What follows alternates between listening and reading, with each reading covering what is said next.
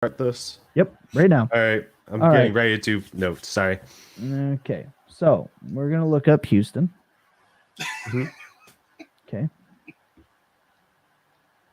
Awesome. Houston Texans. Yep, 100%. That's the team we're looking at. Arguably right the now. worst team in the NFL. I'll look up 100%. the Astros. Oh my gosh. I should be wearing my Braves hat now. Yeah. I don't care if they're out. I don't care. We won last year. I'm fine. That's weird. Hold on. You said that Dameon Pierce is better at running the football than Josh Jacobs? PFF ran that through the lie detector. The results came back, and that's a lie. 78.4 for Dameon Pierce, over 90 for Josh Jacobs. So, what was Josh Jacobs in his rookie year? You think I give a shit? I care about his value right now. I'm not talking about Josh Jacobs' rookie season versus Dameon Pierce's rookie season. I'm talking about Josh Jacobs right now. And you said that he's better at running the football. That's just. I think he that's is. just okay. I'm happy. I understand. PFF, that is a data point. They've been on the show. They've told us it's another data point. Sure. Yes, Josh Jacobs is having the best season of his career. I will admit that. But he's also at the end of his contract. I can't wait. Dameon Pierce is just starting his career. Right. Am I betting on the Texans to be a rational franchise? A little bit. Josh Jacobs is only 2 years older than Dameon Pierce. And you're talking about him like he's like a 29-year-old. I'm talking about him like he's due for a major pay raise, and I don't think that the Raiders will give him one. All right, the Raiders are going to be the rational team now. That was the one bit of the argument I didn't like. The Josh McDaniels-led Raiders. Yeah. You can't trust a rational GM to do anything. You can. Absolutely not. My statement would be that most GMs would be irrational for what we want. Exactly. That's why I'm convinced it's going to happen. Yeah. That's if you why haven't I'm noticed, convinced. we're talking about running back value today. Oh, baby. I have something to do with it. No, yeah. Look, it's going to get wild, apparently. It's going down today. We started this bit on Tuesday, and I felt like we needed to roll it back in. I feel like this... Two of us weren't there. Oh, yeah. No, we're here to finish this bit. I don't even think this is going to finish it. No, it's fair. No, he's quite right. He's quite right with that. That's a good bit. It's probably not getting finished. Like, I can't possibly imagine. Folks, I really hope you wanted to talk about running backs today. All your questions, things like that, you can hit up all the questions down below. We'll get to them, I promise. But Lucas and I apparently are going to fight today. I know I have fired him many times on this program before, but it might actually happen today. If his argument is just, I think he's good at running the football, we might have a problem. So shout out to everyone watching. We're going to fire this thing up here right away. It's going to be a good time. I'm looking forward to it. All right. I think we're good. I think we fired this thing up. Let's ride.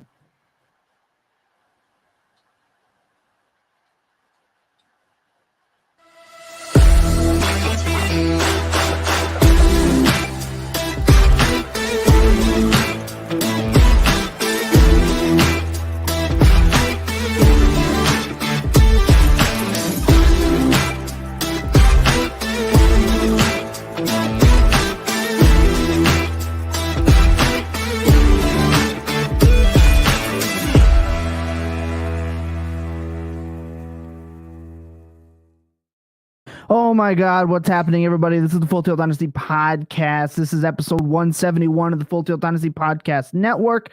This is our fantasy walkabout. We are powered by Fantasy Points. This is the first time since we've joined Fantasy Points that the three of us have been able to link up. It's been a wild couple of weeks, but we're here. We're into it. You can find all of the Full Tilt previous episodes that you need over there at truenorthffb.com/full tilt.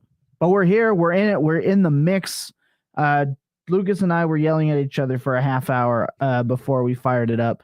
So we figured we might as well actually kick it off and yell at each other where people can enjoy it. Lots of stuff obviously has happened, and we're gonna get to like the big banger last night. Because obviously, why the hell wouldn't we?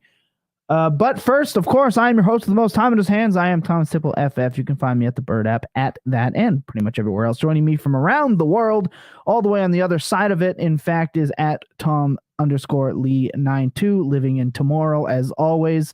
And below me is the man who's inherently wrong on Dameon Pierce, but inherently happy that Tennessee did in fact beat Alabama. Gentlemen, it's Friday night, and that can only mean one thing. John is over here saying that the Full Tilt Devi pod is pretty lit. It is. It's lit. It's phenomenal. It's picking up steam. The boys do great work.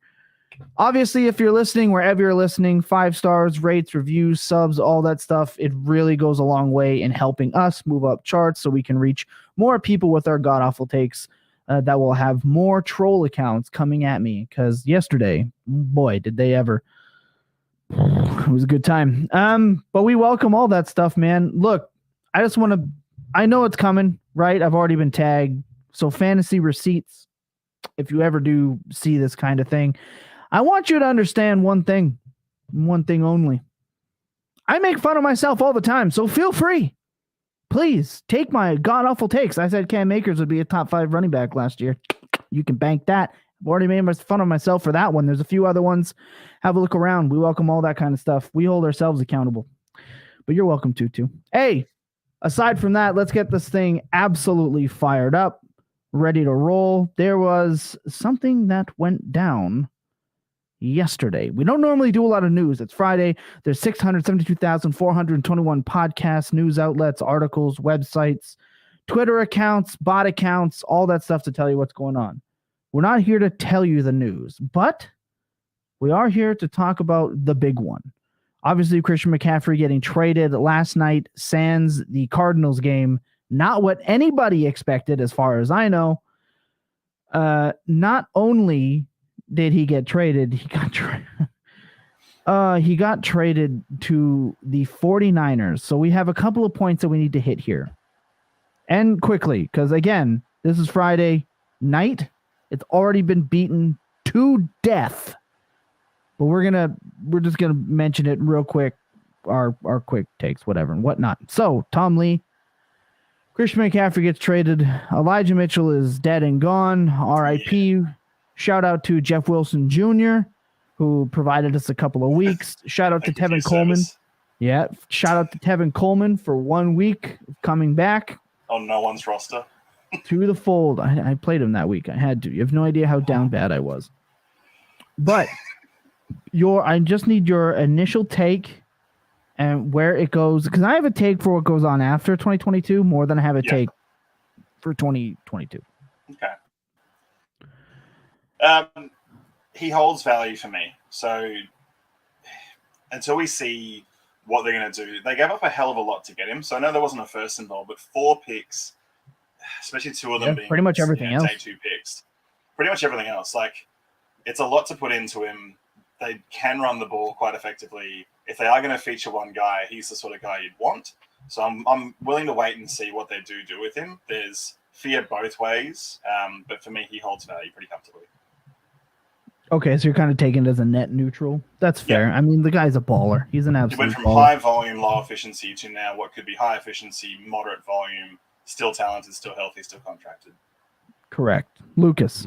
I think Christian McCaffrey's going to be fine. It'll probably be a rough first 2 weeks as he's getting settled into a new offense. But San Francisco has shown that they can let their weapons produce. They've done it with Deebo Samuel. Whenever Kittle's healthy, he has produced for him. Brandon Ayuk has the makings of not quite an alpha, but he's going to be a really good receiver. And now you're throwing McCaffrey into it. Man, there's so much space in that offense. Only issue is you have to trust Garoppolo to get the ball out to all of these weapons, but I like it. I'm really curious to see what's going to happen for the Panthers from here on out.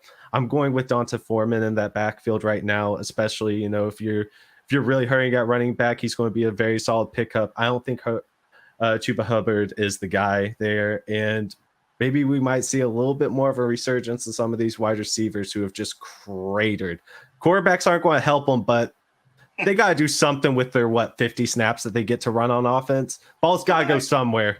But you go straight to the ground. You make a very good point.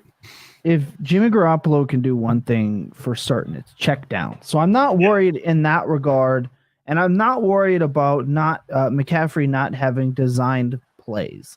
Those are all things that I'm still completely confident in. I have no worries, no qualms.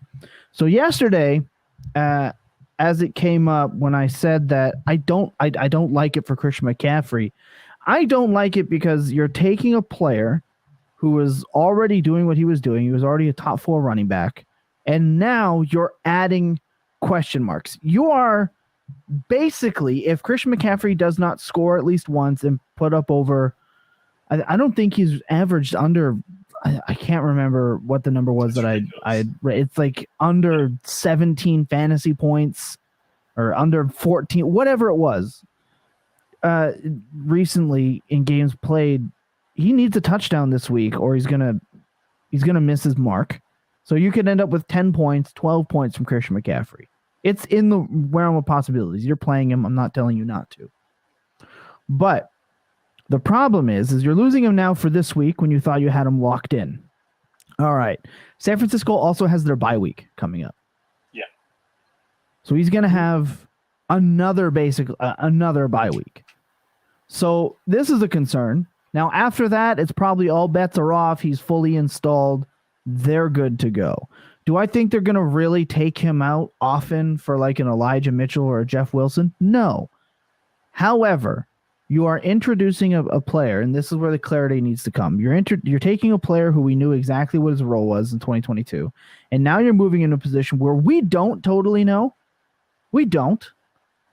But we've seen Shanahan, throw to the running back before, Devonta Freeman, who had a top tier, I believe, at 92 or 94 targets that season. But now we don't know if they get down inside the 5, who is it? Do they razzle-dazzle with Kyle Juszczyk? Do they pop in Deebo Samuel? Jeff Wilson Jr. was always a vulture. I understand that it's Christian McCaffrey, and you don't take Christian McCaffrey out of the game. I get it. I gotcha. I fucking hope so. Please. But you are putting Christian McCaffrey in a situation where variance has to be prepared for. Now, that's for 2022. Scott Barrett of Fantasy Points, our guys over there, Fantasy Points, love them all. He mentioned on the Bird app post-trade that Christian McCaffrey not exactly the strongest zone runner. That is also potentially a problem. But Christian McCaffrey, pretty good at football. He'll probably figure that out. He goes okay. Not concerned. For 2023 and beyond, I think this helps extend his career. I get it. San Francisco running backs get hurt. All running backs are injury prone. We've gone over that before. I think this can help sustain Christian McCaffrey's elite production longer if this offense is more efficient. So I think overall, I don't think this boosts his value. I don't think it hurts his value. I think it extends the period of time where you will get elite value from Christian McCaffrey. When I say that I didn't like it for McCaffrey, after my initial thoughts, and I talked it out with a bot account and a couple of other people, Jesus, it more came down to I don't like the uncertainty of it all. There's already a lot of mouths to feed. That conversation already exists, and now this definitely does hurt the other pieces in San Francisco. I don't think you can deny that having an elite player come in, it's not all going to be bells and George Kittle was already better suited for leagues that gave you points per blocking attempt. Ayuk was blow-up game dependent. Even Deebo Samuel has seen a dip in production this year. And sure, some of that is because of the start of the season with Trey Lance and how that whole thing worked out. And then they had a monsoon game. There's a whole bunch of things that factored into it, sure. But just over the last even 3 weeks, we've seen lower production for some of these guys as it is because the running game has been explosive. We don't know. I'm looking forward to the next couple of weeks. Then the bye week. I want to see what happens after San Francisco's bye week. I still think he's an elite player. I think we're just moving him into a point where his efficiency is what's going to drive him now. And we'll have to see. How many touches are you wanting him to get each week? Oh, I still want him to touch the ball 18, 20 times a game. Okay. I don't want his total touches to drop. Like if you give him 20 touches a game in the San Francisco offense, I think that he will hit his ceiling still. Now, co-host of the Full Tilt Dynasty podcast on Tuesday nights, Jacob Sanderson, F_RTDB, pointed out that he thinks that this can unlock best season running back capability all time.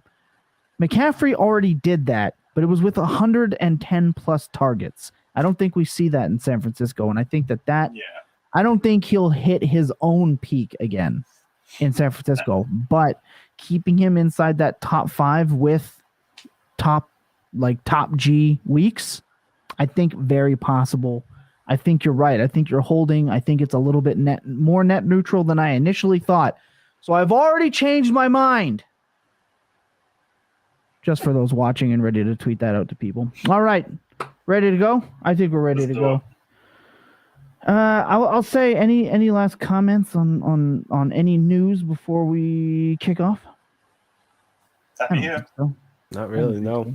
It's sad that the CMC trade was the biggest storyline on Thursday night whenever we actually had a football game. Yeah. But parts of it were so ugly to watch because Andy Dalton is just... Oh, he's not the red rifle anymore. He's the red water squirt gun. That's it. Yeah, but I still... in 2 minutes. I was going to say, I went against him in some leagues. He still put up 45 points. So, I mean, we can mock him and make fun of him all we want, but he still did damage. All right, let's go. We're going to move right into our Budgie Smugglers of the Week.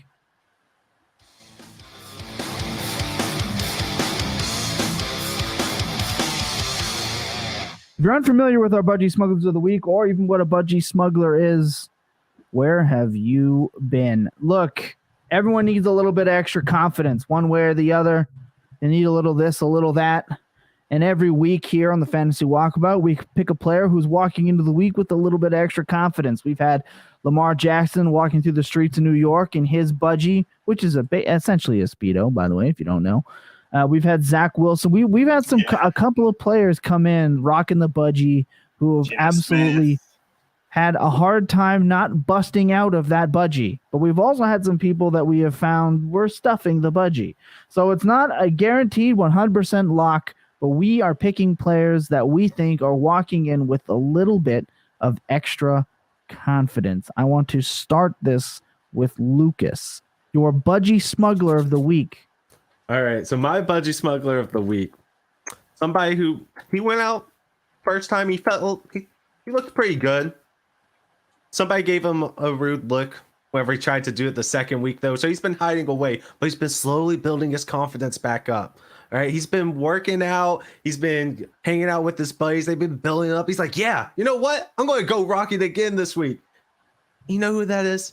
It's Michael Pittman Jr. He is coming off the best game he's had this year. Fortunately, he's only found the end zone once, and that came in week 1. But man, with such a talented alpha wide receiver out there, I have a feeling it's coming. In the Titans pass defense, they're giving up in the bottom 3 in the league in terms of points per game to wide receivers. This is an excellent matchup. Him and Matt Ryan, they're starting to finally gel, and he's coming off a 16-target game for 134 yards. Man, I'm excited. He's finally feeling good again. He looked at himself in the mirror this morning and said, today's the day. Today's the day. So he's going to go out there, look for Michael Pittman Jr. to be rocking that Budgie Smuggler, and man, he's going to look good. Okay, I'm ready for this one. I'm going to roll my sleeves up. All right, we're ready to go. Look, there comes a time in every man's life where you get some time to reflect. And after 2 ridiculously hardworking, badass weeks, people still have the audacity to slight this man. Well, what he's decided to do post his bye week is walk into the locker room, and his dick's already been there for 5 minutes. He is the man in the room. He's the man with the plan.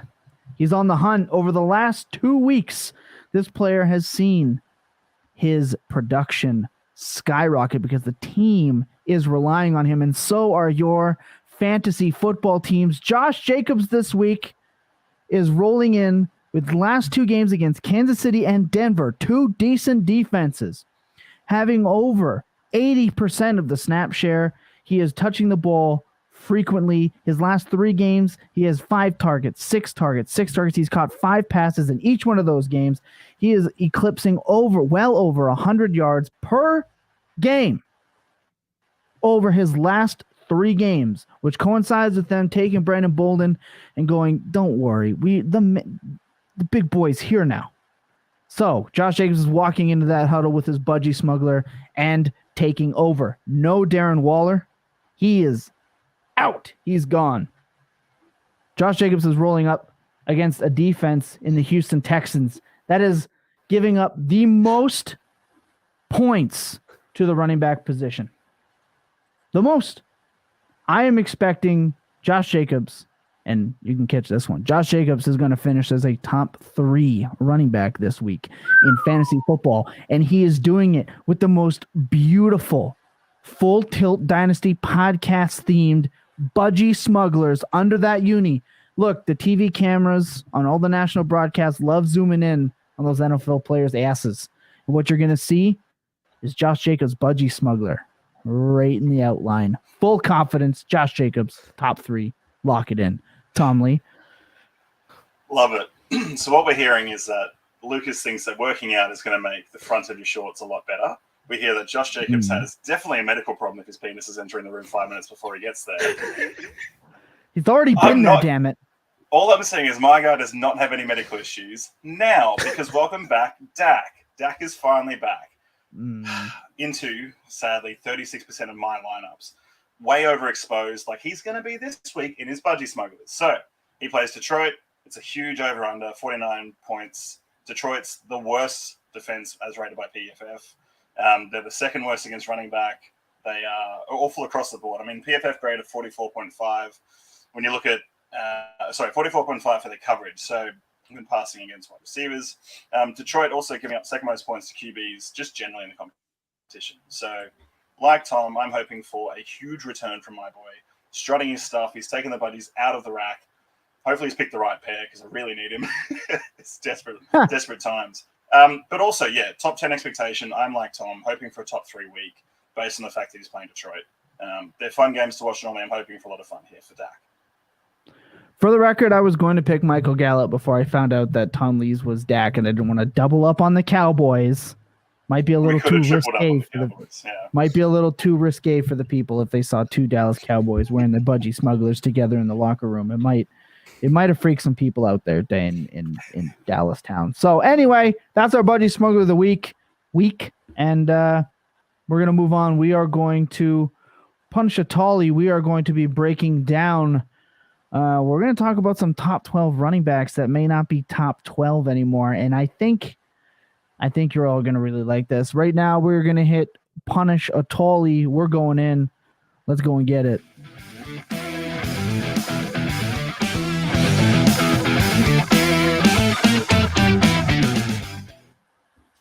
Okay, look, you want to sit down and have a casual conversation. You have your mates. You're all hanging out. You're drinking a beer. You're drinking a tall one. All right, and that's what we're going to do right now. As mentioned, Lucas and I already kind of went at this a little bit beforehand, but I can't freaking wait. The point of this, and this is what I've wanted to talk about now for a while, and again, we started this on Tuesday. We're at a breaking point with running backs in fantasy football. I don't know how many people recently have tried to trade away some of these 26, 27-year-old running backs. It's like pulling teeth to get it done. People just don't want to take that on right now, and there's multiple running backs. I don't remember the last time we've had this scenario. We have so many running backs ready to age out, but are also being heavily relied on by their teams.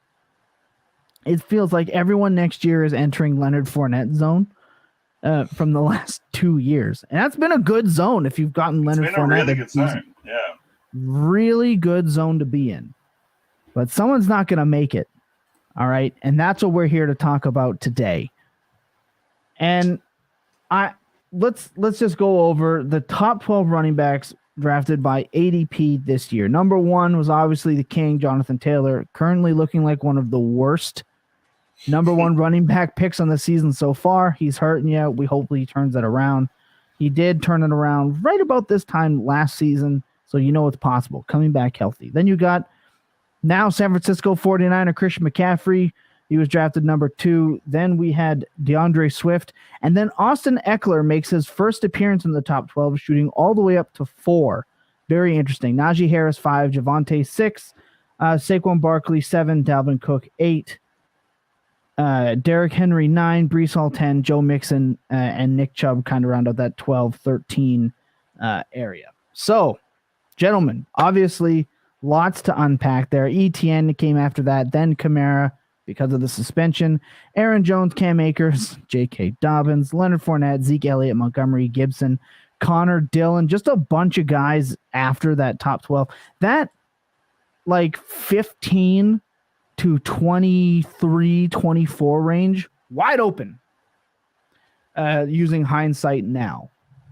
And there's obviously a couple of names we didn't mention. Rashad White, Damian Pierce, James Cook, we'll even say Devin Singletary, Josh Jacobs, and Kenneth Walker, all deserving to be in those spots instead. So that's what we're going to get into today. Who's a surefire top 5? Who's a solid RB1? Who's on the fringe? Who's a promising RB2? Running backs with something to prove, and who's dusted. I can't wait. Tom Lee, when you're looking at a list like this, and when you hear that kind of list, hey, what up, Sideline? How you doing? Good to see you. Have a seat.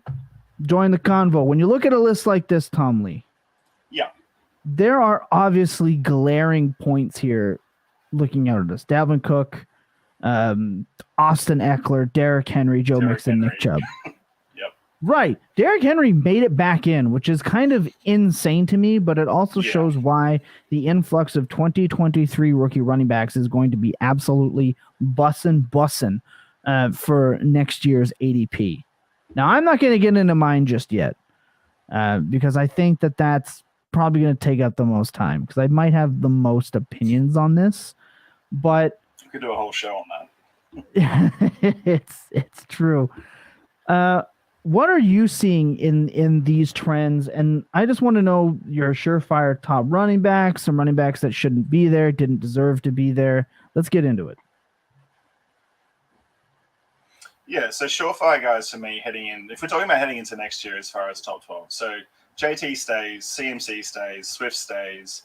For me, Saquon stays as well. So there's your top 5. I'm not saying they're going to be top 5, but they're the top 5 from sort of the top 6 or so season past. Breece Hall also stays in for me, so that's 6, right? So we've got 6 spots that is kind of up for grabs. The guys you thought would take a spot and the guys that you sort of mentioned on the Tuesday show, or Billy at least mentioned that he thought would be there, guys like Najee Harris and Javonte. I agree. Consensus will probably have those guys up in the top 12. I liked Jacob's point on the Tuesday show about Najee becoming one of these more affordable sort of 15 through 24 ranked RB guys. Once that shine wears off and then he becomes viable, we all know I have a Najee problem. So he's possible for consensus. Javonte really injury also possible. So really we're talking about 4 spots. The rest of them for me are all going to age out of that top range. Whether or not this is reflected in consensus, I don't know. But you cannot consciously include guys like Dalvin Cook, Mixon, Chubb in the top 12 with the next class that's coming through. So you could pinch hit probably 6 of them pretty confidently. I think the other 6 will be quite volatile heading into next year. And I think we're going to see a lot of variance based on who's still attached to the name heading into next year. Yeah. And Sideline, yes, you should absolutely try Dynasty next year. It is an absolutely wild time, absolutely phenomenal time. I think one thing that gets overlooked about why I'm so bullish on these guys aging out and some of the names that I'm going to bring up kind of taking that next step. Remember, this is all if things go a certain way towards the end of the year. We are looking very early, but we were supposed to have Cam Akers bounce back. We were supposed to have J.K. Dobbins bounce back. We were supposed to have Antonio Gibson take a step up. None of that is happening. Those are all done. And the signs were there before things took place this season. Before week 1 kicked off, there were already signs that there were going to be problems. But yet here we are. Lucas, when you look at something like this, it's very easy to say, well, this player is still producing, this player is still producing. What are your takes on players staying in this range, falling out of this range? Kind of where are you rearranging this list for next season? So I thought that Tom did an excellent job of kind of laying out who's the safest bets for being surefire top 10 RBs. Because there's more than 5 that I think we all feel fairly comfortable about investing in going into the future. But the running back age cliff, it's real. It is so real. And we have players like that we've all loved that have won us championships in whatever league format you're playing in, but especially in Dynasty where you've had these alphas on your team for multiple years, multiple championships. It's going to be so tough for you to be able to move on. But as good Dynasty players, that's what you have to do. Holding on to these players for too long is what's going to not only, like, yes, you'll win a couple of championships, but it's going to set you back and put you into the basement for years to come because you're going to hold on to him too long. Derrick Henry, you've already held on to him for too long. It sucks. You're going to have to deal with it. Just let him die on your roster right now because you can't get anything that's close to his value moving on. Yeah. So here, it's fine. So I disagree with that to a sense. Billy said it really well in the Tuesday show when he said that it's hard when people have these blow-up seasons for people to forget about these kind of things. I think that right now, Derrick Henry made it because we know what he is. Everyone that has Derrick Henry and had drafted Derrick Henry and has acquired Derrick Henry understands they're probably stuck holding on to Derrick Henry. Again, you can have an absolutely monstrous blow-up next couple of games, and yeah, you'll definitely easily be able to move him to a quote-unquote contender. The way I want to phrase this, I think more specifically, because it's kind of obvious when you sit there, I don't want to sit here and go trade these middling-aged running backs for first-round picks, because I feel like that's super obvious, and I don't think that needs to be said. That's obviously... You obviously should do that. I think that's pretty clear.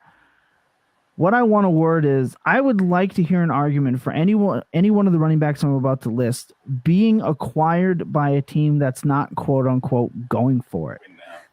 That is what separates the likelihood of them being a top 12. We can make arguments that, Joe Mixon has the contract and the offense that he's on, et cetera,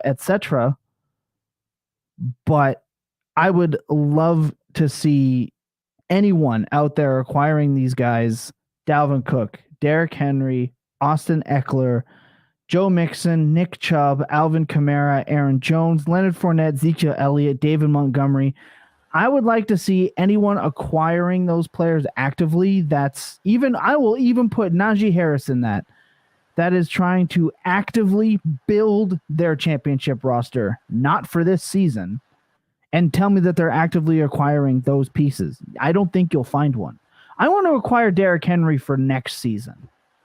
That's not what a 2-4 team is out there telling you. I don't think I just don't think that's going to be possible. And with that being said, I can't wait. You know, I'm going to give, and I don't do this a lot. I keep a lot of these things close to the chest. But I think for the listeners, for the people, for the bots coming at me, I'm going to give them a reason. My 2023 top, I think I've got all the way down to 18 running backs as of right now. Now, there are going to be names left off the list because I have not got all of my full tilt Devy information quite yet. I'm diving into it. I don't totally know the rookie class as much as I would like to. But for the record, there are guys I believe like Tucker, Evans. There are some guys out there that I think can crack this top 15 pending draft capital. That's important to note. There are names out there. Yeah, the bots. You got to shout out the bots. The Steven 6415621 with the random profile pictures. That's just my burner. Oh, sorry. Okay, that makes a lot more sense given the photos I was sent. So, I think there are names that we've lost Tom Lee. That'll happen with his interwebs. There are names that I'm going to list that are more than likely going to be able to pop onto here that aren't right away. So I want that kept in mind. We're going to kick this thing off. Who's doing that? My 2023 RB1 is going to be Bijan Robinson. I think before he's drafted into the NFL, he will already be the Dynasty RB1. Plain and simple. My RB2 will be Breece Hall. I think that his age and what he's doing on the season, he will surpass Mr. Jonathan Taylor, who I believe is going to already end up being, he's going to be 24 next season. That's already going to start scaring people off because that's what dynasty players do. So Jonathan Taylor, down year after his RB1. Now, this is where it kind of gets mixed. My RB4 going into 2023 will be Saquon Barkley. I believe that Barkley is back to being elite status. He's got the right system. The man is producing, leading in touches, yardage. Once that offense gets a little bit better, touchdowns will start to follow. He's an elite player. You should still be acquiring him, even if you're not a contender. Elite player, still just 25 years old. Phenomenal, elite player. Next up, we have DeAndre Swift. I love Swift, and I wasn't the type of person that thought he was going to be the RB1 heading into the season. That wasn't my bag. That was never my deal, but I think he's a phenomenal player. I think he's still very young, and I think that he has multiple top-tier years left. I think so far right now, we're not going off the rails. I think we're doing pretty good so far. Next up is Mr. San Francisco 49ers himself, Christian McCaffrey. Christian McCaffrey, to me, again, elite player. Like I said, I think that he has more sustainable long-term ceiling games ahead of him playing in San Francisco, where his efficiency will be up. So I think that he has more opportunity to continue to produce at an elite level in San Francisco. For 2022, as I mentioned, we're really going to have to see what happens after the bye week. I'm not really going to count the next 2 weeks. I want to see what happens first game after the bye week. Then we'll be able to kind of make a little bit more, prognostication on 2022 Christian McCaffrey. Now, this is where I think it's going to get a little bit wacky. This is where I think that Lucas is going to start disagreeing with me strongly. And I do mean strongly. First off, not only do we disagree on some of these running backs, we also disagree that it is more important that Young Jeezy dropped an album last night than it is that Taylor Swift dropped a new album last night. Now, you can get at me for that if you want to, but Young Jeezy is the GOAT. Next up, after Christian McCaffrey, what is that? 1, 2, 3, 4, 5, 6. My RB7 going into 2023 will be Jahmyr Gibbs. Look, I'm not the biggest fan of Gibbs at his size, but this is a pick that I think the dynasty community will force me to make as somebody that follows closely to what market trends are when making decisions. I feel like any second round draft capital given to Gibbs, oh my God, I think he's going to shoot up these ranks. If I tell you my team, you tell me moves to make, I'm 1-5. We can try, man. 100%. Took Breeze 40 seconds and redraft level quickly, took over the lead spot. 100%. He's a phenomenal talent. And Taylor Swift fire emoji. Look, I understand that I'm an old man and that Young Jeezy may not be for everyone, but just remember, he's the one that gave us that great Drew Lock clip that helped boost Drew Lock's fantasy value for 2 years after the fact, knowing that he was absolute trash baggery. Next on the list, over here at number 8, we have Kenneth Walker. I think that Kenneth Walker actually has the opportunity to move up this list, but even as he stays put, I already think he's done enough that's going to secure his spot in the top 10 of running backs next year. I don't suspect Penny will be back. I believe this will be Walker's backfield. Whatever that means for you, he's a young player. He's got the draft capital. He's an explosive runner. He's caught a couple of passes so far already. We like to see it. Next, I'm going to put Najee Harris at 9. I think it's too early. I think it is too early to send Najee Harris into the shadow realm. I know Billy, on draft night, I said that Najee Harris was just fancy James Conner. That's kind of come to fruition. He's not an efficient runner. He doesn't do anything super spectacular. But if the offense turns around, he's probably scoring a lot more touchdowns. Pittsburgh is one of the last teams that uses a workhorse role. He's still going to only be going into his third year, even if he's 45 in that third year. He's got the draft capital security. He's young enough. His usage is fine. I think number 9 is probably right where he'll be. Number 10, I have Javonte Williams. Javonte Williams was the Dynasty RB2 for a lot of people coming into this year. Then Melvin Gordon resigned. Then he suffered a major injury. Here's the thing. Javonte Williams, still super young running back. He's only going to be 23 next year. I'm looking at 2024 for Javonte Williams to really be back and healthy, maybe late 2023. Javonte Williams is at this spot because I still believe, even though he is injured, you are still, even next year, going to be able to get a first for Javonte Williams. I think that's still going to be a thing, especially when people's interests start peaking back up. Okay, so we're at 10. Here we go, folks. Tighten up. This is where it's about to get wild. Josh Jacobs is going to be the RB11 going into next season. Now, remember, there are guys. Now, these are the spots.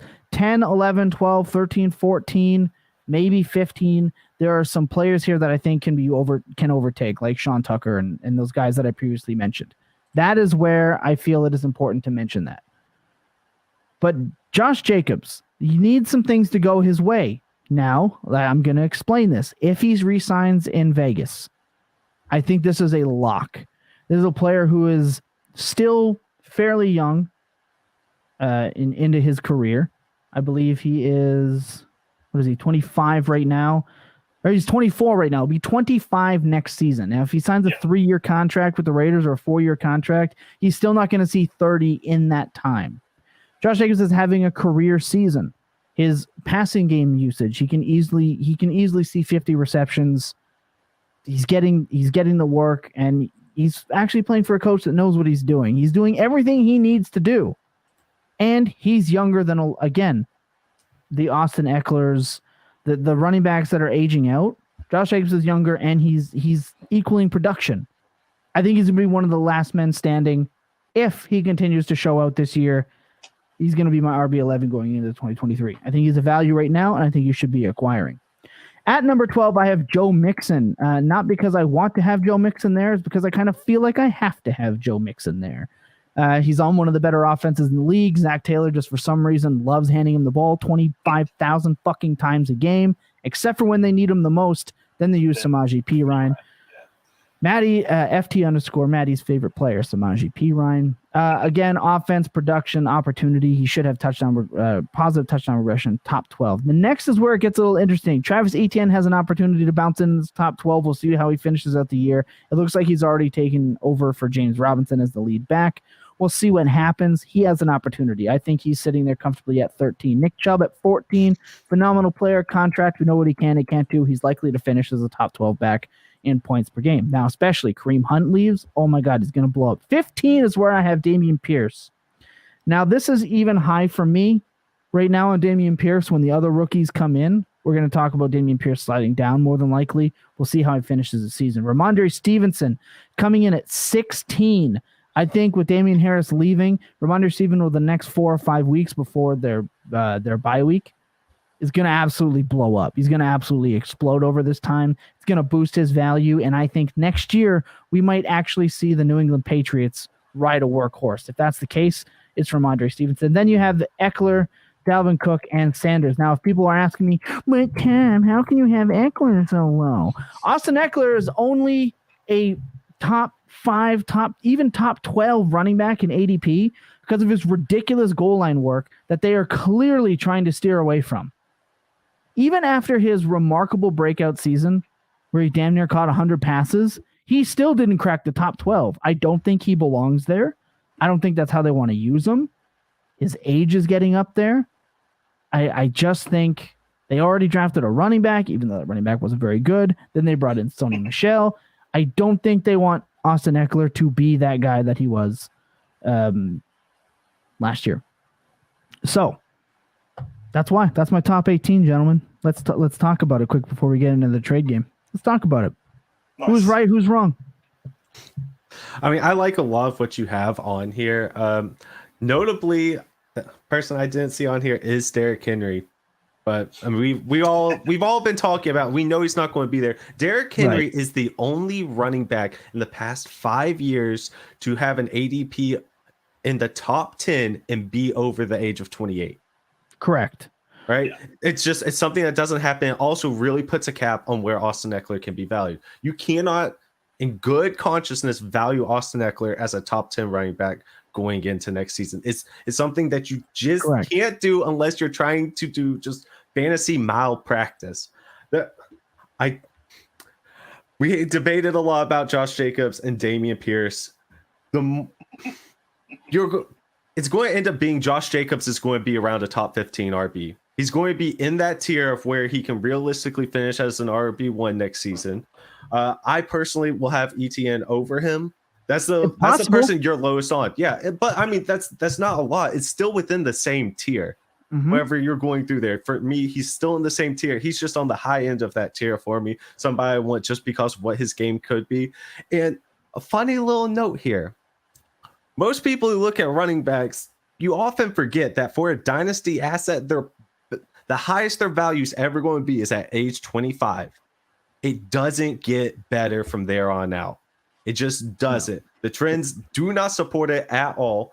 There are two players that are outliers, and it's Austin Eckler and Derrick Henry. Yeah, but Austin Eckler's thing, if you ever want to chart out Austin Eckler's ADP versus his age, it's a real joy compared to literally everything else that is plotted. But Saquon Barkley and Christian McCaffrey are the two players that I want to focus on the most.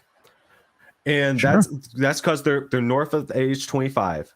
But I think each of them have at least one more elite season in them, especially Barkley. I think that I might be switching this with the San Francisco trade here, that McCaffrey will end up ahead of Barkley for me, but I'm interested to hear this. So I think that with Barkley's age, the usage he gets now, he is going to get to a contract year, but this is the year to buy him for the rest of the season. And if he stays in New York, his value is going to be even higher. You can flip him going out of the season and get multiple first-round picks, I believe. If not multiple, you're going to get a really high first-round pick. Try to go get Bijan and keep on moving. But I don't want players to start grabbing McCaffrey, grabbing Barkley, and thinking they're going to have 2+ years out of him. That's not the investment you're making here. Get your elite season and get out. That is, you're rolling the dice with that one for sure. Like, if that's your take, I'm thinking multiple years where Saquon Barkley can be that elite player. Do you guys dabble in redraft? We do. We actually, in the Full Tilt Dynasty Discord, which you can go to truenorthffb.com/Full Tilt, get in for free. We run redraft leagues. We have prizes in those redraft leagues. We have prizes for the consolation bracket in those leagues.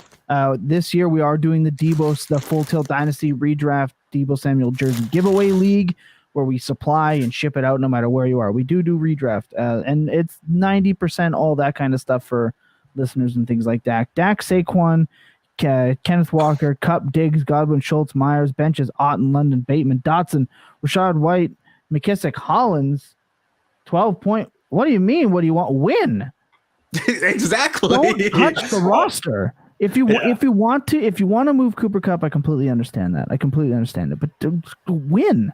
The thing that's hurting him the most right now is Dak, honestly. Is injuries. He's coming back. Just injuries. London, Bateman. I would actually consider moving Bateman. You got Dotson, Rashad White. Try to move McKissick for a third-round pick if you can when somebody gets hurt. Even Jacoby Myers is a good hold right now. I think you're sitting fine, man. I just think you ran into some bad luck.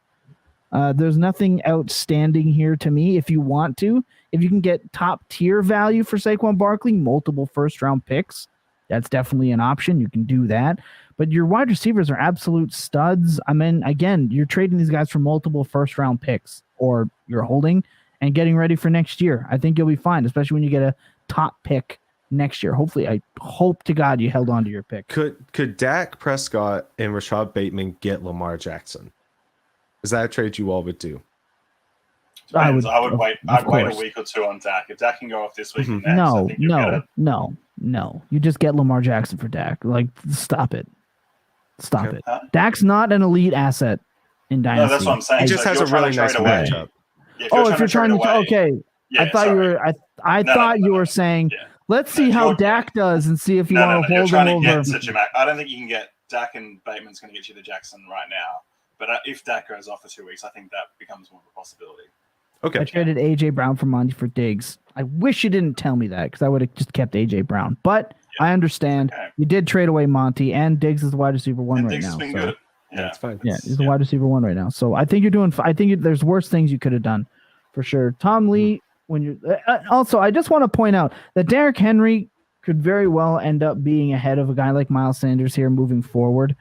Yeah. But he's moving into the Leonard Fournette scenario where maybe if you're desperate enough, you trade him your 112 for a guy like him. If you're like a running back away in Dynasty, sure.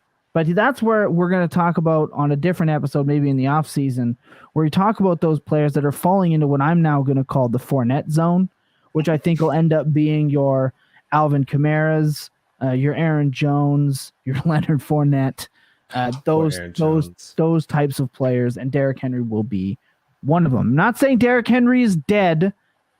He's not someone I'm targeting on a real rebuilding team. And honestly, if you're looking at a top 12 list, you're looking at rebuilding and then down, and right at that 15 range. That's where your money target is. If you're a contender, that's where you're going to get above replacement production at lowest cost. That's what's important. Tom Lee, when you're looking at this kind of list before we move on, what stands out to you initially?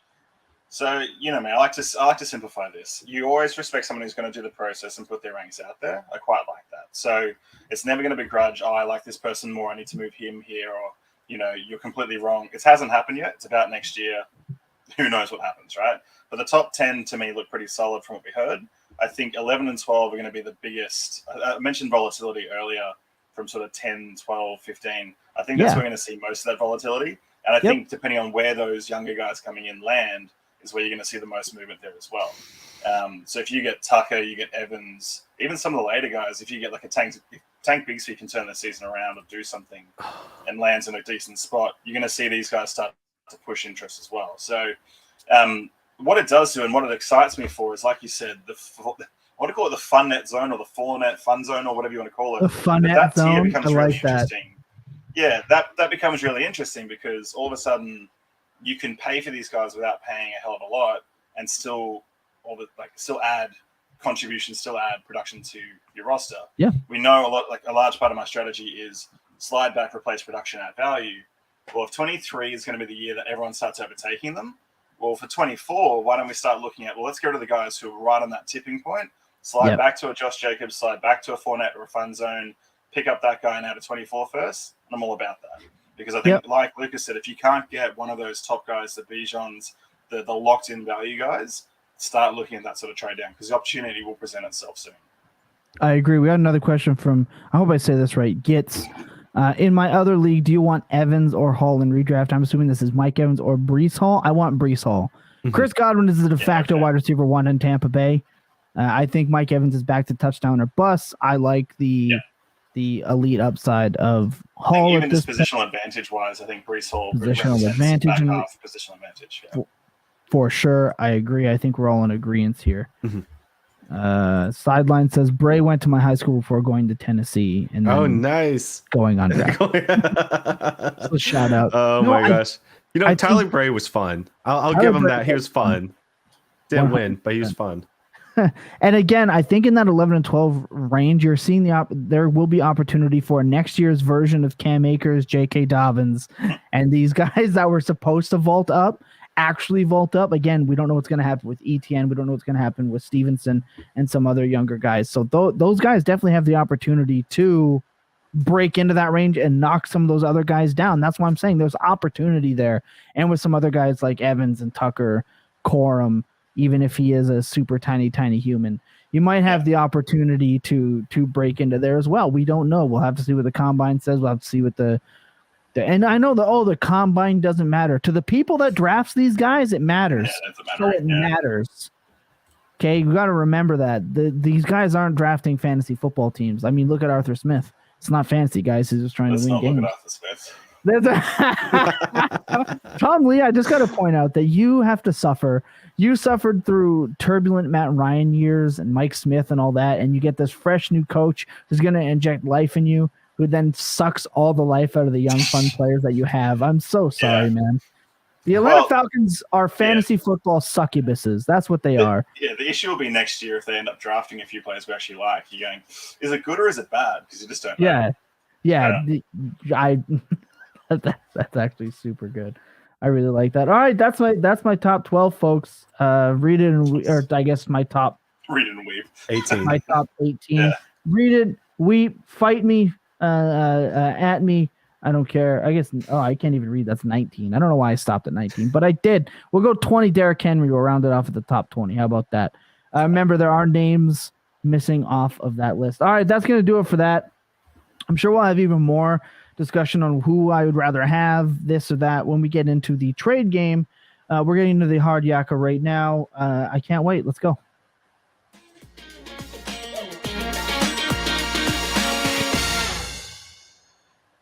All right, if you're new to this is where the hard work comes in.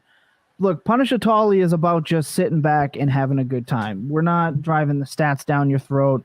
We're not getting too deep into it. It's like sitting down with your buddies going, hey, what would you rather have? Huh? That's the basis of the whole thing. This little bit different. This is a little bit more of the hard work. What we have asked Tom Lee to do is to go out and research trades for these top 12 running backs from 2022. All right. And we're going to looking back at recent trades, and we're looking back, I believe, at some trades that happened at the beginning of the year for a little bit of perception. Preseason to now. Yeah. Exactly. So we are going to look at some trades that happened. Lucas and I have no idea what these trades are, and it is going to push not only everything that we just talked about to the test, but it's going to open dialogue on and maybe give us a little own perception of ourselves. Because look, we're in our own heads all the time. And this is one of the things where I think it's important to talk about, guys. It's important to talk about this kind of thing because knowing your own process and talking it out is super important. We might think, how many times on the show, Tom Lee, have I been sitting here ranting off about I would easily take this over this position and that, and next thing you know, Tom Lee goes, okay, but what about this? And I go, fuck. Because I'm immediately that's what happens, right? changing That's my leagues. That's trades. That's what we deal with. So all the there's time. There's always one thing that'll just tilt you a little bit more. So we're gonna get into. We're bringing back fan favorite, the trade game. One question: since half my roster is on bye, should I start Dylan or Dobbs? Oh man, in this situation, I'm playing the receiver, but don't watch. Don't watch. Close your eyes. Tom Lee, trade game. Walk us through the first list. Let's go. So here's how it works. So the trades are all pulled from 12-team Superflex PPR leagues. That's crucial to note. One of you guys wearing the helmets behind you. If I had helmets out in Australia, I can't wear this one. I can't wear that one. So this is the Vladimir Guerrero, because I'm a baseball fan, sideline star. That's my signed Vladimir Guerrero Jr. Batting helmet. I'm never wearing that, and I can wear this. This is my Alvin Kamara signed Saints helmet. Hold on. We're doing this live. Here we go. Oh yeah, we're doing it live. All right, there we go. It doesn't fit quite right. Tom does the rest of the pod like this. Tom looks like the saddest O-lineman ever. Because it's a signed helmet and it doesn't fit. Oh my gosh. Anyway, trade game. Let's do it. Yeah, so all of these trades have been pulled from 12. Watch my crumbles behind you. All right, let's go. Trade game. Yeah, so all these trades are pulled from 12-team Superflex PPR leagues from a mixed basis. So I went to all of the databases we could find on possible trades out there. I have omitted a few of the guys from the top 12, and I'll tell you why. So Swift, mainly because his value hasn't changed that much, and the perception is just excitement. Javonte, because he got injured, I also omitted. Saquon, because he's solid and healthy. And Henry, just because I couldn't find any reasonable trades, and we don't think he's tradable. he's also out. So there's still 8 guys from the previous 12 Okay. that are in. You want to and see? I thought, Hold on. You want to see Yeah. Grill's sideline? This is the closest thing I got to Grill. There you it'd be go. funny if that never came off again. How do you like them apples? Jeez. Grills. We do have another question in here, real quick. Sebastian, Kenneth Walker and Bateman for Amon-Ra. Full PPR. Redraft league. Yeah, redraft. No. I think I'm sticking with Kenneth Walker and I'm Bateman. keeping Kenneth Walker. Kenneth Walker's the bit for me that makes me say no. Mm-hmm. Yeah. I would like to know what your other running backs are. Yeah, Also, if you, Do you have other running backs that you are confident in? I'm taking Amon-Ra because I think he's a top 10 wide receiver. Okay. Yeah. fair enough. All right, I'm done. Your trades. I won't put on my other. This is my luchador wrestling mask that I've That's actually worn in the ring. I won't put that one on, but just know that I got it. I'm a man of many hats, if you would. Hats, masks. All right, let's go. Yeah, so no Swift, no Javonte, no Saquon, no Henry, right? They're the 4 that we're not talking about. You can have your own opinions. You can ask questions. Also, No those names pop Saquon. up Oh, later I on. got Saquon Yeah. trades then if you did. So Let's go. they're the ones that I didn't pull just because Saquon's value for me, everyone likes Saquon, and it just wasn't worth us talking about as much as the other guys were. But we'll start with Jonathan Taylor. So we look at August, we look at preseason August, September. JT. Oh, Aaron Jones, ETN, Hunt, and J-Rob. I would make that trade then. You got Aaron Jones and ETN. I just traded Aaron Jones for Amon-Ra straight up in a league. I would do Jesus. that. Yeah, Yeah, I would make that. instead. I'd make that Walker Bateman trade for sure. I'd hold And have still, Jefferson, yes. Mike. Yeah, do that for sure. All right, trade Jonathan Luchador Taylor. stream at 10K. Done. Yeah, Done. I will wear at let's- 10K. Done. All right, let's go. Hit us with the first one. So JT preseason. So I wasn't looking through to find like a haul, but this was an example of what you could get. So JT for Olave and 223 firsts. Right? That's August. Okay. That's preseason. That's an indicator of what his value is worth, right? We didn't really know what Olave was going to be, but this is where it sort of headed. That's steep now. Yeah, that seems steep now. So it's one of those ones that you could have taken at the time. But really, it was asking for that at a minimum.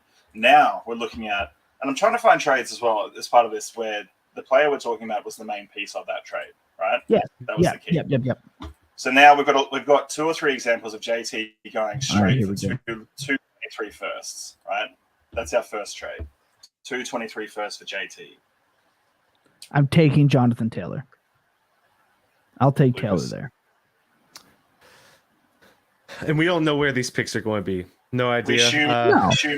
we assume 4 to 8. Let's just say 4 to 8 on all of them. Yeah, if it's 4-8, then Jonathan Here's Taylor. the If thing. I don't have a chance at Bijan Robinson, I'm not trading Jonathan Taylor. Right. That's why I think we need to keep it at just, we'll say random. Because if we start targeting and start applying potential player Players, value yeah. to that, we're always going to be like, well, I want the shot at Bijan. Of course you want that shot. Of course you do. And also, if you're out there saying that like, oh, your 24 pick is going to be early, stop that shit. You don't know. You have no idea. I had somebody talking shit, and I know we don't care about your leagues, Tom. Blah, blah, blah, blah. I don't care. Okay.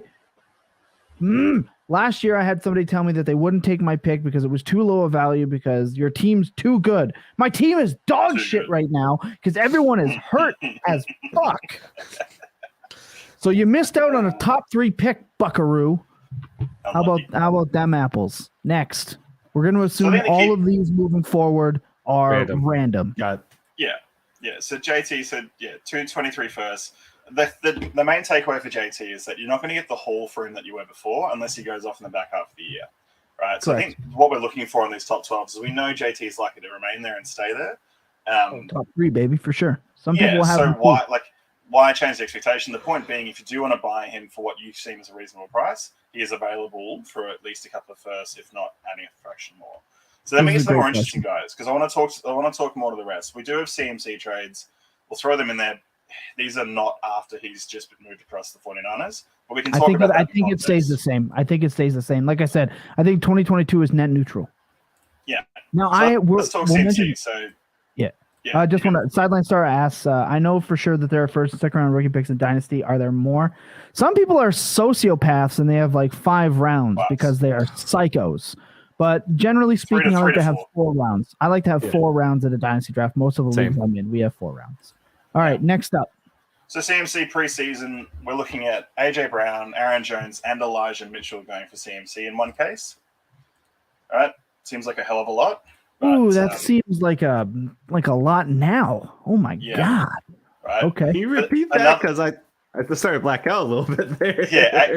So CMC for AJ Brown, Aaron Jones, and Elijah Mitchell was one of the examples. Oh my god, I wouldn't trade AJ Brown for. So I was thinking, well, I'll throw that in there because that's excessive, but that's like your whole mindset, right? No, I like that. He was the number 2 drafted running back heading into this year. So yeah. What we saw a lot more of preseason was CMC for a top 3 to 4 pick and a 23 first. So the classic example, CMC for Drake London and a 23 first.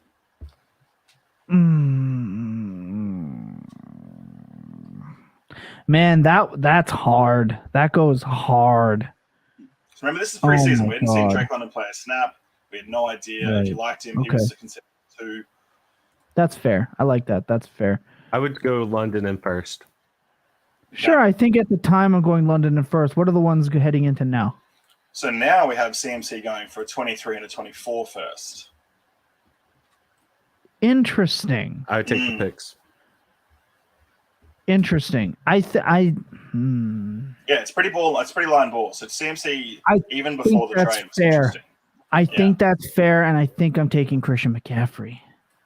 Okay. His 2023 value, I am telling you, in San Francisco, again, I think that his value will maintain longer now that he's there and not getting absolutely murdered by his team. So I'll actually take McCaffrey there. Interesting. I didn't think that I would. Yeah, the other example about to stay at my teams is tanking for picks frowned upon. No, when you do it in public. No. Here's the thing: if there's a right and wrong way to do it, but it's within. Yes, it's within your league's bylaws as well. Whatever the rules are for your league, if you're max points for, but you have to set a legal lineup every time, then you have to do that. You can't just, always play your best lineup.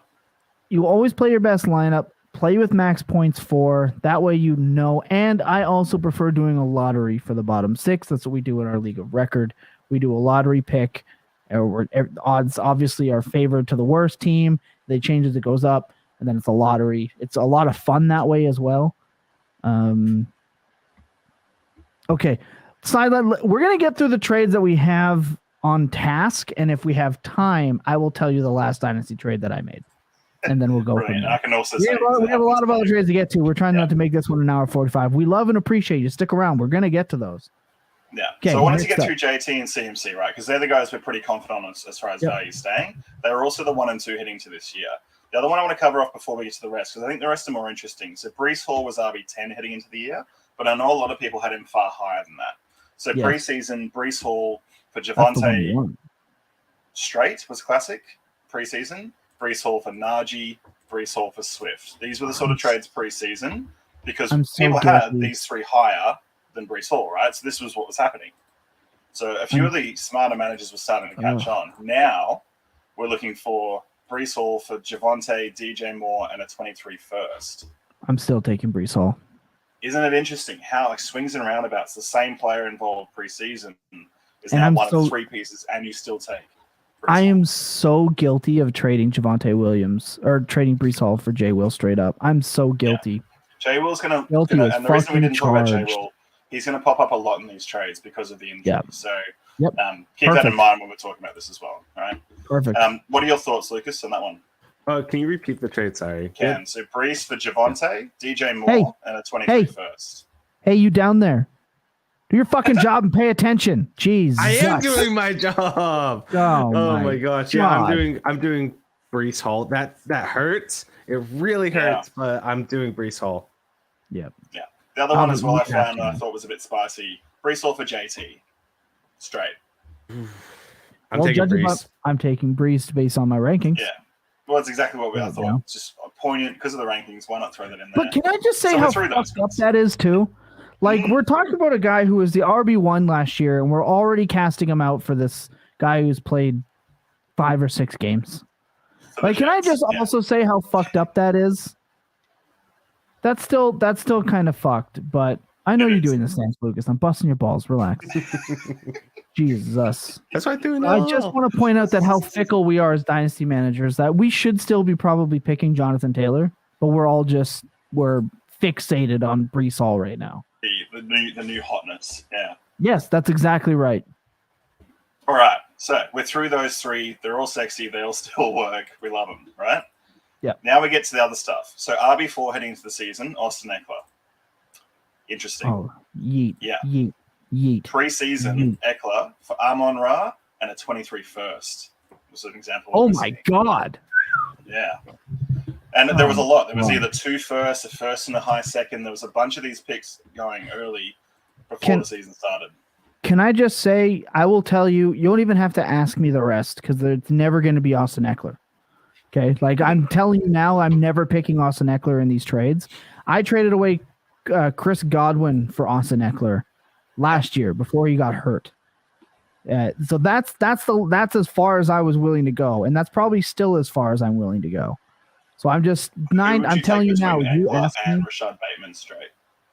Eckler. Okay, cool. Bateman's falling for me, big time. Yeah. He was an interesting one because again, he also pops in a lot of these trades because I think of that reason. People are not sure. Okay, that's why I said 98% of the time, nine out of 10, I'm taking. I'm not. And just for the people at home, that's a good example. So what we're seeing a lot of now, and so what I also did was I cross-referenced if a player's been traded for a piece, I want to see what that piece has also been traded for elsewhere. But a very, very common and comparable piece is that Eckler's been traded for a 24 first universally across the board. There's a lot of both ways, both sides being happy with that. If I were competing, I could see myself doing that, especially with how he's producing right now. I don't think I would think too much about it. Like if you're 4-2 right now and you're like, this is the one piece I need, it'll hurt. But that with it being a 24 first, it'll give me a little bit of time to try to adjust and get that value back elsewhere and go for the championship. Thomas? I'm taking the 24-1. Yeah, the value I think is on the 24-1 side. I don't know how you don't look at the opportunity to go and get 24 first round, like go and get 24 picks. I said this like 6 months ago on the Fantasy Walkabout here, that I just want 24 draft picks thrown into every trade that I can. Harder to do now, but how do you look at Marvin Jones Jr. and Quinn Ewers and go, nah. Trevion Henderson and go, nah. I think that's the key, right? Like with these guys, if you're rebuilding and you have Eckler, you're looking for a first and getting out, right? It doesn't matter. Really, the year is irrelevant. The key here is when we're all at sort of 4-2 or 3-3, a piece might push you over the top. This is the tilt that we're facing. So do you throw away one in the future to try and get the win now? Can I cheat on this though? Sure. Like, well, I can because sure. I pushed. I was gonna say I pushed the buttons, right? So I would easily take that 24 first over Austin Eckler and then just go and try to hunt down the next available cheap running back off of a shit team. For a cheaper option. You're like, if I can go and trade 2 seconds for a player that's equal to Austin Eckler's dynasty value, because I don't value him as this top 5 running back, and I understand that he's elite production, and I doubt he's getting 16 targets every week when Herbert's healthy. I doubt that. That's going to come back down to earth at least a little bit, especially when Keenan Allen is back as well. So I would be taking that 24 first, and then at the same time, after losing Eckler, going and looking at the bargain bin for some sort of replaceable running back depth. That's how I think you should approach that. So I wanted to cheat a little bit and kind of explain why I would still trade away Eckler on a contending team if that's what I can do. Yeah, get replacement for a cheaper price. Yeah. It doesn't have to be in the same trade, folks. No. So that's pretty much Eckler's wrapped up because I think we can agree, well, he's aging out. We know where he's headed. But there's still a lot of that value being clung to because of the production available in the same way as almost a Derrick Henry, just without the extra 2 years. So I'll also admit I might have Eckler too low. I admit that. We're going to workshop it. It's also possible. That's why we work through this. A guy that we don't really have too low, but I'm also really close to. So running back 5 heading into the year, Najee Harris, right? I don't want him. Every trade that's against Najee. See ya. So this is the issue. We all know I have a Najee problem. Right? You do. And the reason I have a Najee problem, and we said this a few years when he was drafted, brought in, the key of why I was taking him so high was because the market valued him, if not as higher than I did. That's the only reason I had him in there. Not because he was generational, not because he was special. The problem is, when, like Lucas said, you're caught holding the bag, you have a lot of Najee. So you're hoping that things turn around. So I'm looking, and this is where it's get controversial. I'm looking to buy him at the moment in the hope of him being that fun zone and not be too expensive. But we'll see how that progresses. Stop it. So Stop in it. August, I need to stop. I need to save you from it's an yourself. international intervention. Yeah. Oh my God. So Najee Harris preseason. Najee and Rashad Penny were moved for Garrett Wilson, a 23 first, and Gabe Davis. Oh my God. Oh, I'd be in heaven. Yeah. Yeah, not Doing that Najee. now. Next. Yeah. You could also trade Najee away for Brees and Ramondre. In the preseason. Jesus fucking Christ. Oh my God. Yeah. Look, if you're going to try to tell me that you're using hindsight, this isn't South Park. Captain Hindsight's not coming through. This isn't. Yeah. I never wanted Najee Harris on my rosters for Dynasty anyway. Redraft, different story. I did draft him there. But Dynasty, nah, that is an absolutely absurd trade to me. Absurd. Yeah. So had the plan worked right, that's what I would have been doing in the preseason. As it worked out, forgot to do that. Stuck with a lot of Najee. So what I'm looking at now, getting from my Najee One shares. second, Sebastian. I might be able to do Walker.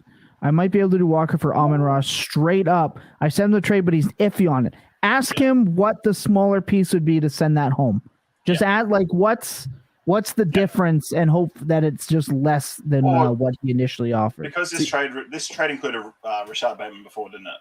Yes. So swap that for a different player. So go Bateman and get a better wide receiver back. Test the waters for sure. Ask about Kareem Hunt, something like that. Next. Yeah. So now what we're looking at Najee. So Najee for a 23 first is the classic, right? This is just across the board. 23 first. So you're going 23 first. Poll right now is up at Dynasty Tilt on it's on my Twitter right now. Too. Yeah. Najee's getting 75%. Yeah. 75% against Najee. Now, in the last week, I have traded away the person who's coming first. I traded their first for Najee. Liar. Yeah. Yeah. Look, I have a problem, but I'm okay with doing that. If not, you can't be confident with the first, but it has to be late. You cannot be doing mid to early shit for Najee. There's no point. Don't trade it first for Najee. Or don't do that. Yeah, don't do it at all. Yeah. Tomley, we're gonna get you through this, buddy. Hoping it turns around. I know. We're here for you, man. Yeah, youth is not even on our side. Yeah. Okay, so we move on to running back 8. Dalvin Cook is the perennial. This is the perfect example, right? He's cooked. We knew last year we wanted to get rid of him. He's got 1 or 2 or 1.5 years of production left. That's becoming exactly what the example would be. And people were sort of catching on to that. So in the preseason, you could move Dalvin for Bateman and a 23 first. Right, and that was seen as a pretty decent trade. Yeah, I know by most people. Yeah, I wish I still had him. Right, I wish I still had him. It's not the case now. We are moving Dalvin for a 24 first, so a bit like the Ecklers here. All right. Mm-hmm. So, firstly, what are your thoughts on that? Oh yeah, I'm obviously taking that for sure. The first. I traded Dalvin Cook before last year. I was already starting to work my way out. Would you have Eckler above Cook in this situation as far as the Yes. West now? I want Eckler over Cook, 100%. Yeah. That's, again, just for the people at home, that is what our Let's go! We got Sebastian the deal live on air. He accepted Kenneth Walker for Amon-Ra straight up in redraft. So here's the funny thing about that trade. Banger, Sebastian. Funny thing about this trade is I have a very similar roster what Sebastian has in my family's league. I had Aaron Jones and Kenneth Walker on that team, and I chose to trade Aaron Jones away and keep Kenneth Walker. We'll see if that one hurts me, but also I was getting really frustrated with Aaron Jones and his lack of doing anything whenever the Packers lose. So I said, bye-bye. And again, the reason we're clapping is not because we think that this is a smash trade. Like, Kenneth Walker can be a dominant running back, but in that roster, you need that extra piece being the wide receiver. Wide receivers score more, and Amon-Ra is a difference maker at the moment at the position. So that is we're just excited that we got to talk through a trade here on the show. We love just for people, it's not always about going out there and trying to smash someone else in a trade. That can suit both teams and still be a huge win for you. Exactly. We love Sebastian, remember this. go into the comments, go into our reviews, hit the subscribe, hit the little bell, 100%. get the notifications, and we'll do more trades live on air. All right. If it doesn't do work, more. though, just blame Lucas. Yeah. If it doesn't I said Aaron Jones. All right. So so he can't defend himself at this point. If it goes wrong, blame Brilliant. Lucas. Next, Tom Lee. So what I also found, Tom, because I thought it'd be funny, was I found Dalvin Cook for Damian Pierce straight. Oh, that makes me sick. I'm not answering this. No, you've got to answer this. This is your show. You press those buttons. Say it. You guys are losing. I'm losing you. Say it. I can't. There's something wrong. I don't say it. There's always something wrong. I'm in the future. I don't have any snare in my headphone. Nah, oh fuck me. I'll take Pierce. Alvin. Yeah, he's gone with a different player. Yeah. Hey, I have Pierce higher in my rankings right now, so there you go. Yeah, that's what I was going to say. You can lean back on the rankings because you're a bold man. There you go. Out there. Well done. Joe Mixon and Nick Chubb are our last two as far as the top 12 guys. So running back 11 and running back 12. Joe Mixon preseason, we're looking at Joe Mixon for Mike Williams and George Pickens as an example. We also saw examples of Joe Mixon for Sanders and a 23 first as an example. That's what's his name? Miles Sanders, by the way. That one's doing really well for you now. Yeah, it's paying off again. Replace production. Love that. And you could also see one. You could also see Mixon go for a player like Drake London or Garrett Wilson. So these were the straight top 3 picks. Okay. Because people running back with the 102, 103 for him for sure. So we were seeing that people value running backs. Now we're looking at Mixon again. Javonte pops up, a guy who's injured for a guy. Seen that a lot and recently in the league of records. In the league of record that went down today. Yeah, so Mixon for Javonte. Oh, you're just mad you didn't get him. You shush. Mixon and a second for JMO and a first. 23 first. Ooh. So Mixon and a second for Jamison Williams and a 23 first. I'm so torn on that one. Yeah, see, I'd be JMO on the first sucks. because I think I can use either piece to pick up someone amazing if I needed to, or I can just sit on those two. Really sucks. Man. But I also don't value seconds like you guys do because I got a problem. I think I'm going to get Jameson Williams on the first. Yep. That one's really, really tough. If I'm trying to win this year, though, then I'm keeping Why is Mixon that breaking me so much? Yeah. So if you weren't sending the second away, would that matter as much to you guys? Give me JMO in the first. I'm trying to sit here and think. It was breaking my. I had to stare deeply into my microphone for wisdom. Well, let's clarify it a little bit because I also found one that was just mixing. That's for JMO. That's JMO. Hold on. That's JMO for a second, and Mixon for a first. So I am taking that for sure. I don't know why that broke my brain. It. It's one of those things where JMO hasn't played yet. I really think that's what's tricking my brain. Yeah. But of course. Yeah. So the other example was then Mixon for a first and a second next year. Easy smash. Yeah. That's not even. I'm not even thinking twice. Yep. Lucas, take the picks. Definitely. Well, there we go. We're moving on to Nick Chubb, our last boy, the chubby bubby. Preseason, Nick Chubb, you could trade him for a 23 first in some cases, a first and a second in some cases. Cortland Sutton and a high second was also there. Oh, fuck no. Yeah, okay. Yeah, right. So this is where that win now. People. You remember when Cortland Sutton was being traded for first round picks? Yeah. And I was like, why would you do that? Yeah. Top 8 Cortland Sutton, I heard. All that sort of jazz. Yeah. Who are you staring at here? All the people. I want to look deep into their soul. All the people that took Cortland Sutton over a first round pick. I just want to look deep in your soul. But yeah, no, I don't see them. I can't see them because they're all dead inside. That's so. Yeah, but the general gist is Nick Chubb was going for a first and a second, right? Very similar to Mixon. It seems that 11 and 12 range was around about right. Do you have any difference of opinion with Chubb and Mixon, or are they about the same for you guys? They're about the same, but I'll tell you that I straight up tried today to trade for Nick Chubb for a 24 first, and I am refused. In our legal record, refused to trade a 23 first. It is Brad's, though, so shout out Brad. I'm not trading his pick anywhere I have them. Yeah. I love you, buddy, but Jesus Christ. Teeth, baby. hen's teeth.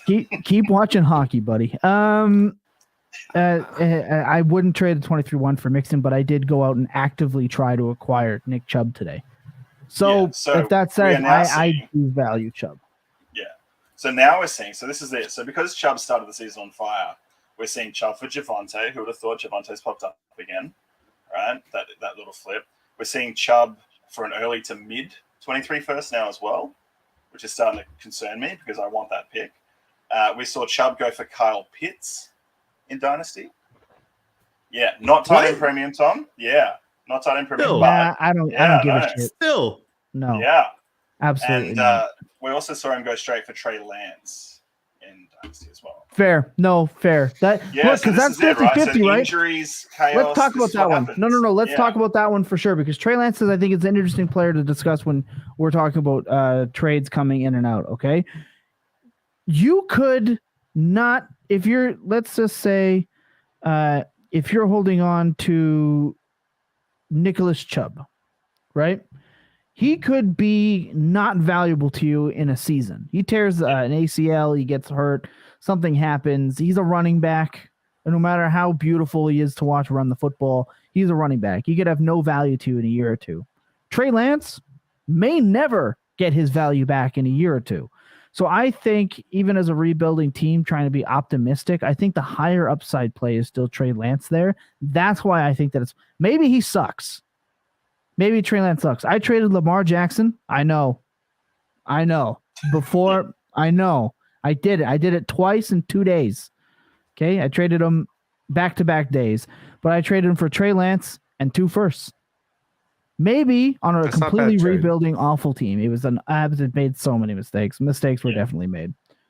Not Cortland Sutton for first-level mistakes. But I think if you're looking at like a Nick Chubb for Trey Lance scenario, right? I think that that's totally passable as a rebuilding team. You're playing for maximum upside. So, and both players could be absolutely shit dust in 2 years. Yeah, especially because Lance is now sitting on people's IR, right? So it's a spot they're not using. It sort of falls out. I traded Lance this morning. I think I briefed you guys on that trade. So it's happening out there. It's just one of those things that if you want to think a little more laterally, look at the.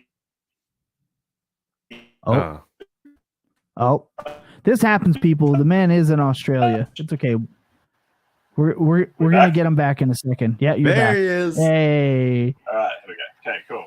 Yeah, so all I'm saying is look for injuries, look for players that are down in play. And I don't even mind the trading Javonte for some of these guys, because again, you're still trying to win if you're still in the mix, and he is down. He could be down bad.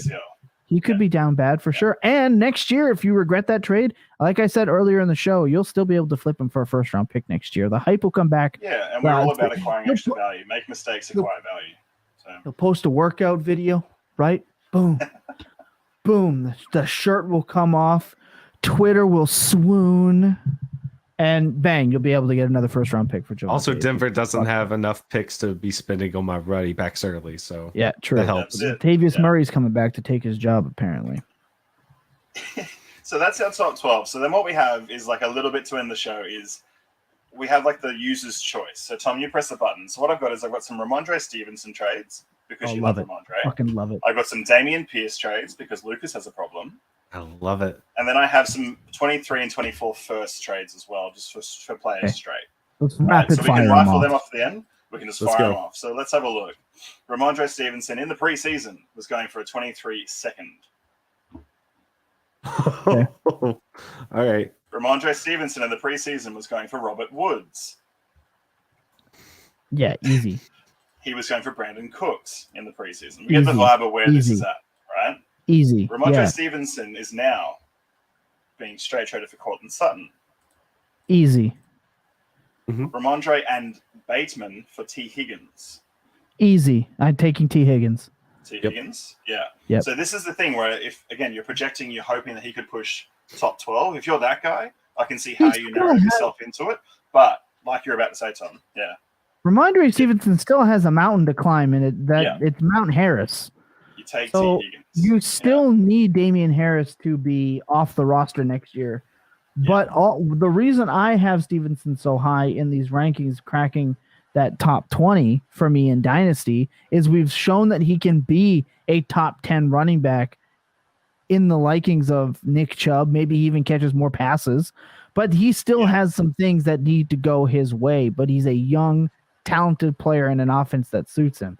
I mean, T. Higgins, I mean, come on. That's absolutely insanity. Yeah. I'm more than willing to trade. I'm willing to go and trade guys like Dulcich in a second for Stevenson right now. I'm willing to go and pay DJ Moore for Stevenson right now. I'm willing to go and pay some of these. Look, DJ Moore is a middling wide receiver too. We just got to fucking deal with it. It's just how it is. Yeah. So here we have, Tom, the last one for Stevenson. Stevenson for 3:23 seconds. Oh, no, give me the seconds. Come on now. That's dumb. That's dumb now. 3 seconds. 2 would be pushing it. 2 I'd consider, but 3, so give me that a break. ironically leads us into Dameon Pierce, who also went for 3:23 seconds. Lucas. Give me Dameon Pierce. 3 I'm seconds. just kidding. I'm joking. I'm joking. I tried to read you for a second to see if you were being serious or not. And I tried to be quick enough so you didn't just completely cut me out. That's what I was hoping. Because our you want narrative to get a here, notification when somebody leaves a league, like so and so has left league. It would have just popped up on the scroll. Just no notice. Lucas Gilbert has left full tilt forcefully at the bottom, That's just gonna on the sort it ticker. out. Oh my On gosh. IR, No. Yes, but that's the thing, right? So if you've narratived yourself into one of these guys is going to be top 12 next year, 3 seconds is nothing for a lot of people to throw away and say, give me the shot at the guy. But I'm with you here. As much as I devalue seconds, that's a lot of seconds for someone who's not really doing a hell lot on my roster. So then we get to the first and the second. So let's look at Dameon Pierce. And right now, Dameon Pierce for 23 first. Lucas? I don't want to. It's going to hurt. It's going to hurt so much. Let's do it. Let's rifle it off. All right, I know this isn't what you're wanting, but it's what I'm going to. If I think that's a top 6 first, I'm taking the first. If I think that's going to go at the end, I'm taking Dameon Pierce. I'm taking Dameon Pierce over the 112. I want that stricken. Over the 110. Over the 1.8, I'm taking Dameon Pierce. Oh so my God, here's what I would say. Who is the worst first round evaluation right now for next year's draft? In your first round. So I'm talking to Lucas. No idea. So we just did a mock draft on the Devi show. And so I got a lot of crap for this. I took Devin Akane with the 112, which is Texas A&M's running back. I'm definitely taking Dameon Pierce over there. Now, here's where it gets interesting. At the 201 went Zach Evans. Yeah. And I think Tom will definitely take Zach Evans over Dameon Pierce. I think it's a fair conversation at the moment. Next year will be very interesting. It's hard to actually say who would you take if it was a 112. That's why we say random, because that is forever changing. But I will take that random first round pick for the and this is why I'll even explain it. I'll give a little bit of depth. It's gonna be a little bit of a longer show today, but it's not this week specific. So we're not limiting it to this week's game. So you can listen to this at any time and it'll make sense. The reason I'm just willing to say I'll take the random first, because even if you trade it right now in week 7, it has if it's projected 112, it has the opportunity to be 1.5, 1.6 by the end of the year. So I'll take the randomness of that pick with the hope that you can turn it in. Now, when we actually get to understanding what the draft class looks like, might be a different story. We don't know. Yeah. The only reason I would mention that pick is because I knew you guys did the draft the other day. Which was a lot of fun. Definitely look at that. Show. Tom Lee using the inner brand. And based off of that mock draft, I wouldn't trade Dameon Pierce for anyone before I feel like I can get one of the top 7, 8 players. That's where my end is, because of the wide receiver class, because of the running back class, and the quarterback class. I think there are 7 players who will really help your squads for sure. Trade Dameon Pierce for a 24 first, for fuck's sakes. But this is what happened last year. We were talking about Elijah Mitchell. We were talking about these guys at 108. Right? Yes, we did. One hit, one didn't. These are the things. So there's shots that can be taken here that do work. It's just very risky business. You want to talk about Elijah Mitchell, Lucas? You want to talk about? I didn't pick up Elijah Mitchell at all. You want to talk about? We can talk about Elijah Mitchell. I didn't pick him up at all. Value. You do, and you did. You just don't know it. His name's Dameon Pierce. Elijah Mitchell, I think, still going into this year, he was RP18 in a lot of where I was going with ADP. And I you know know why? Yeah. Because they Started to drafted a fall off the end. running back in the 3rd round because Again. Elijah Mitchell was a late round running back. Job They also security, drafted my a running ass. back in the 3rd round named Trey Sermon, who was already off the team. Yeah. It shows how Hey, much if you they ask some care people, about Trey late Sermon could round still be running a back. thing. But for the So- Eagles now, I think. Right. Yeah, right. I don't even know where he is. So to wrap up the show, Yeah. we have 23 and 24 first. These are just straights. These are yay or nays, right? Straight Okay. up trades. 23 first for Kamara. Yes or no? 23 first. 23 Easy. first. Interesting. So he's in that bracket again of like the Ecklers, the Cooks, that same sort of thing. Especially Dude's heading to getting next year, though. Dude's getting suspended crucial. for That's exactly we don't it. know how See? many games. I don't even need to Yeah. throw to Tom. This is fantastic. 23 first and second for DK Metcalf. First and second. Yep. Cool. That one 23 hurts though, because I drafted a That's ton of not Metcalf. He at one point in the offseason, he was my dynasty wide receiver 4. And I was worried, and I couldn't trade him for anything. I couldn't trade him for a fucking bucket of used pills. I couldn't use him for I couldn't get anything for him, and he's balled out, relatively speaking, with Yes. Geno. So I'm actually happy I held on. But that one's tough for me. But I'll go first and second. So this is a two-parter. So 23 first for Keenan Allen and James Cook. Easy. Yep. First. 23 first. Yep. Does that change if the name of Cook changes to another running back from this class? So if we talk Ramondre, we talk not Damian Pierce, but if you added Ramondre instead, would that start to change the narrative for you? Keenan and No, give me Ramondre the, for a give me the first. first. No, I'll Okay. take the first. Yep. Just checking, because again, this is like I think it gets a putting lot things into closer, perspective. but Yeah. yeah, I think still the first. Here we go, Tom. Finally one for you. 23 first or Kelsey? Oh, Travis Kelce. Fuck Yeah, off. Kelce. Yeah, absolutely not. Yeah. You know Again, why? a really You common know why, question. Tom Lee? No. Mm. I know I'm looking right past this motherfucker. Okay? No. I see what you're doing. So people who have listened to the Walkabout for a while know that Tom Lee refuses to pay for a tight end. Now, you may or may not guess by my response, I got a lot of Travis Kelce. I do not have a tight end problem because I got the fucking GOAT, Mr. 4 touchdowns himself, the man, the myth, the legend, the man that will continue to be the dynasty tight end 1 for me, regardless of how good Pitts is till the day he dies, because I owe that man my life. And Tom Lee has been trying to pry him away from me in multiple leagues for a single first. And he goes, oh, I think it's gonna be like top 5. I don't care. A first is a first for Kelce. Like it's that's how it is. And he goes, Yeah, I'll my pass. narratives aren't And then correct so far. immediately every 3 days he posts in that same chat. He posts in the same chat. I'm looking for a tight end. Well, no shit. You cheap bastard. Yeah. If your car keeps breaking down, and you take it to the shop and you're like, all right, mate, my tire is fucked. It's gone. Okay. And the guy goes, all right, this is how much it is for a tire. And you go,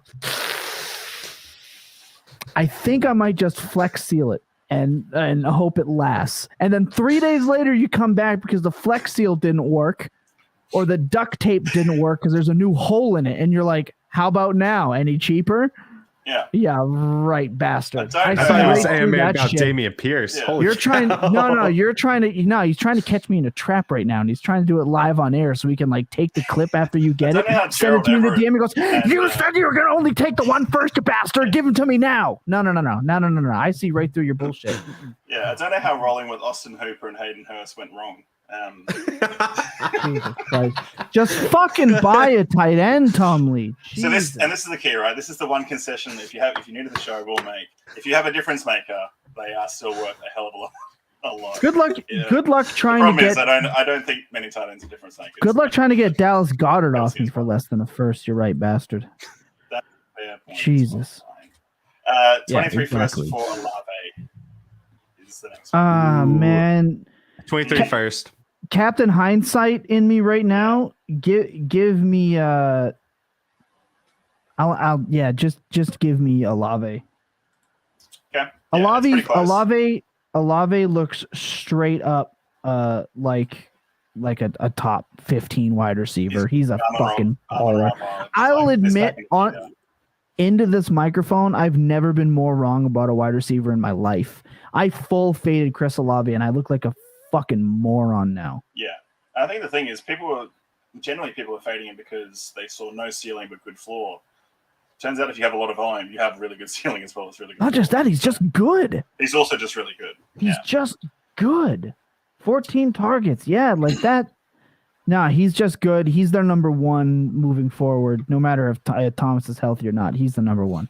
It's crazy. Dominant. So then our last two trades, last three, but two of the last three look at a few that we mentioned before. So Kamara and Cook for 24 firsts. First. Easy. Yeah, first. Yeah, because this is this whole idea of, well, if you send it, you got to think about it. You get an extra position. So, and we mentioned it with Eckler before. The last one for us is a haul. I just wanted to see how it went. 223 firsts and 224 firsts for Saquon and Michael Pittman. No, picks. Stop it, picks. Well, we love our picks, man. We love our not picks. Just that. But these it's are like, two very sexy players. So. Yeah, but those like Pittman's not a 2 first player, even though I love him. He was my guy this year. And Barkley's a 2 first player. You're getting an extra first. 4 so versus 3. And that's easy. it.